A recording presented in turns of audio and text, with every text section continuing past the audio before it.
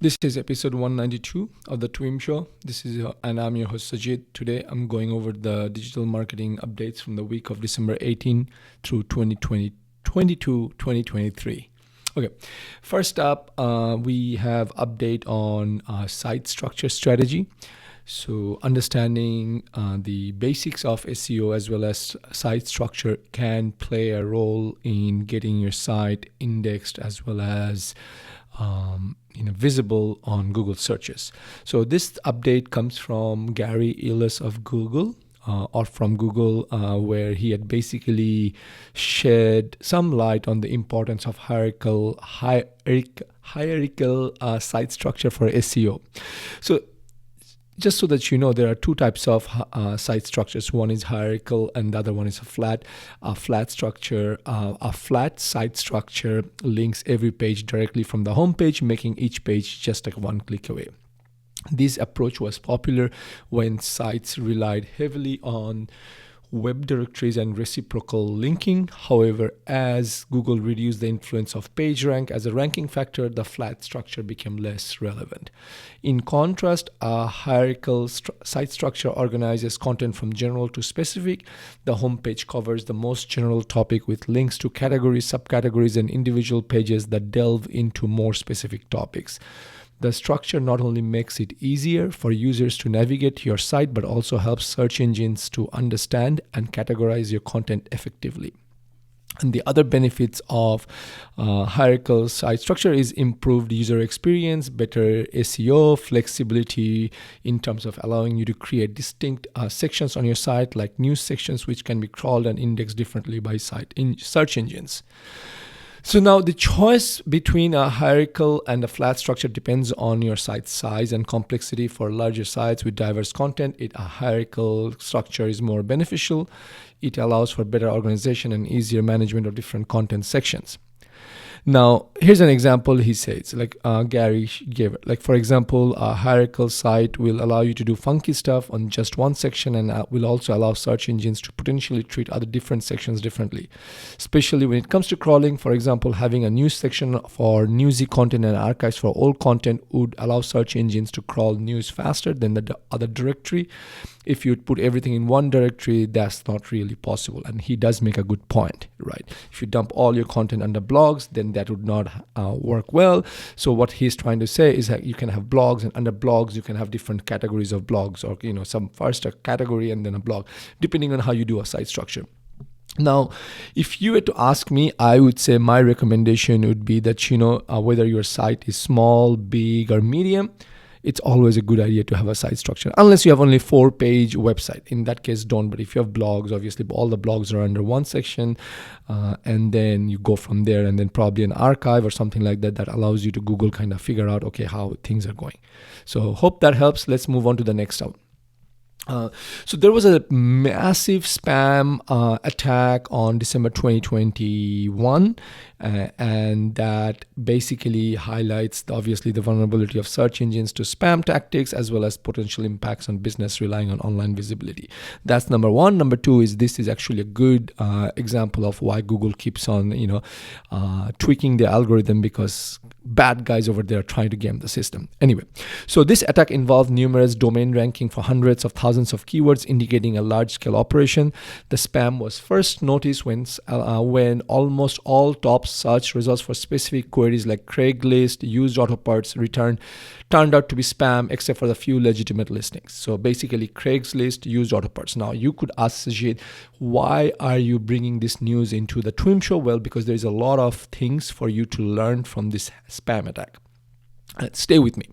The spam attack exploited basically 3 main opportunities within Google's ranking system. Number one is local search algorithm. This algorithm is more permissive, allowing local businesses to rank without many links. Spammers use this to their advantage, targeting local search queries. Long tail keywords, these are low volume specific phrases. Due to their low competition, it is easier for spammers to rank in this area. Number 3 is new domain advantage. Google gives new sites a short period of benefit of the doubt to rank in search results. Many spam domains were newly registered exploiting this window. So this effectiveness of this technique lies in different algorithms Google uses for local and non-local searches. Local search algorithms are more lenient, allowing these spam sites to rank with minimal effort. So this key learnings is for you, the listener and the business owner. Obviously, I'm assuming you are in the, you're not a dodgy, shady person or a spammer. Exploit basically you have a potential for focusing on niche specific keywords where competition is lower, increasing the chances of ranking higher. The spammers took advantage of the local search algorithms leniency and the initial ranking boost given to new domains. So you need to kind of keep in mind, hey, even if I'm a small business, I have a chance to basically rank. And the third point here is the power of long tail keywords. The attack successfully utilized long tail keywords, which are specific and often less targeted by major competitors. For businesses, incorporating long tail keywords into their SEO strategy can capture niche markets and attract highly targeted traffic.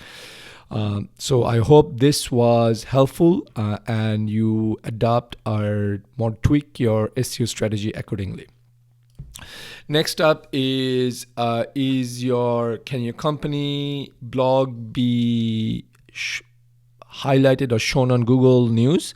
This was a question asked to John Mueller, and John Mueller says, hey, well, I work in search. I do not work in Google News.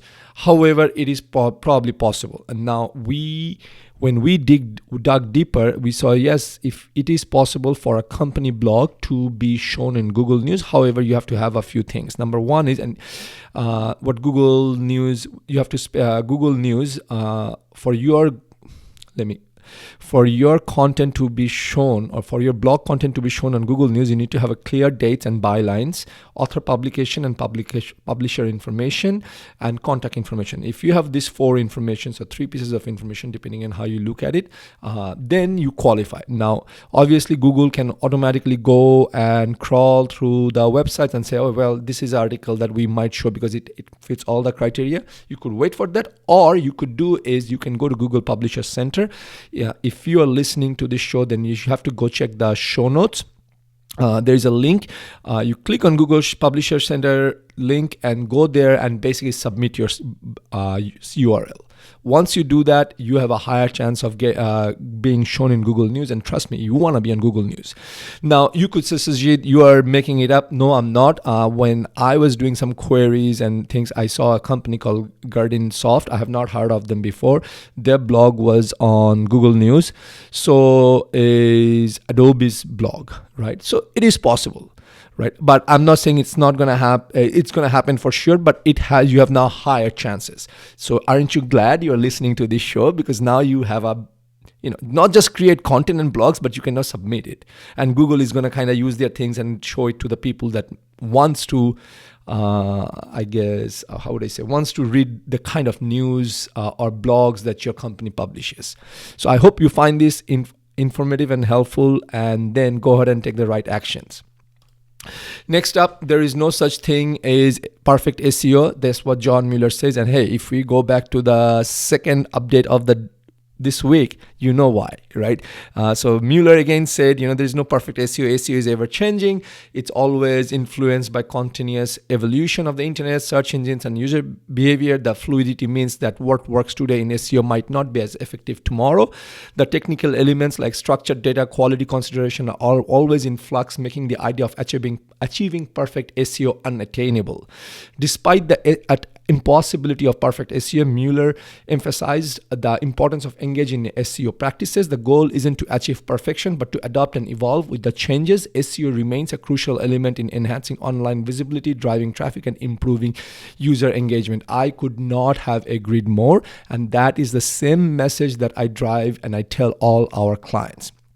Okay, so the key takeaway is that adaptability is key. Focus on quality and relevance, continuous learning and improvement, and don't be discouraged, right? What I mean by that and what Mueller means by that is that complexity of SEO can be daunting, but don't let the pursuit of perfection discourage you. Even small, consistent efforts in SEO can yield significant benefits over time.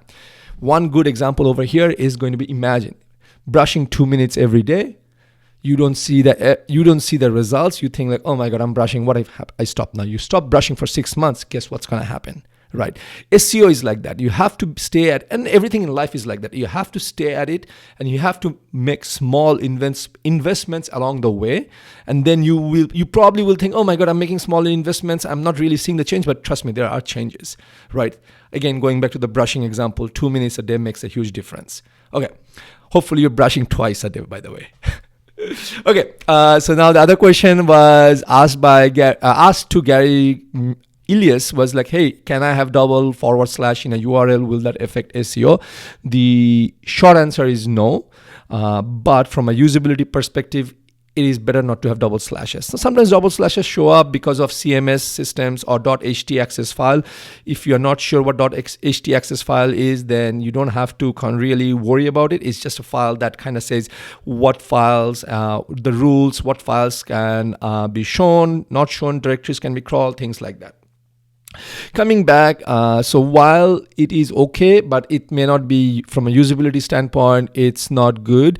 What you want to probably do is take a look at your web server logs from time to time and kind of make sure that there are no double slashes. If so, you just want to fix that and take care of it as much as possible. Okay, that's the main takeaway, nothing more to talk about. Now, moving into Google Ads realm. Now Google, if you're doing business as DBAs, doing business as, then Google will now accept that for advertiser verification program. So what that basically means, like for example, our company Market and Grow is actually not registered at Market and Grow. It's actually another LLC, and then it says that XYZ LLC DBA as Market and Grow, right? So that's how our company is set up, and now we can actually get our advertiser verification because Google allows that. That's the main thing you need to know. So if you have a trade name or you are doing a DBA, Google, you can do advertiser verification. And now in YouTube ads, and this is the last update of this week, now YouTube ads, Google has simplified the reservation campaigns process in YouTube ads. So basically what this meant, let me first say what reservation campaigns are. Reservation campaigns are a form of advertising where ad placements are purchased in advance at a fixed rate, typically on a cost per 1,000 impressions basis. Unlike auction ads where the placements are bid in real time, reservation campaigns guarantee ad placements, making them ideal for high impact advertising and ensuring visibility for crucial campaigns. Amazing. I love it, right? Now you have more control. If you say I'm going to spend $100 and these are the slots I want, that's it. You don't have to really worry about bid fluctuations and competing and things like that. Now, obviously, on the other side, how it will really work out will remain to be seen until the data comes in. But for now, it sounds really good. Okay, so it's self-service, enhanced targeting options. Targeting, this allows, you can do YouTube select topics, interest-based targeting, allowing demographics targeting, allowing advertisers to reach the desired audience more precisely. I will tell you one thing, just remember, this is actually perfect timing because one of our businesses that we have invested in is getting ready for a YouTube ad campaign. So we are going to try this out and see how that goes. Okay, so that's all. That's all for this week, folks. Hope you have a good holiday. And this is your host, Sajid, signing off until next week. Take care. Bye-bye.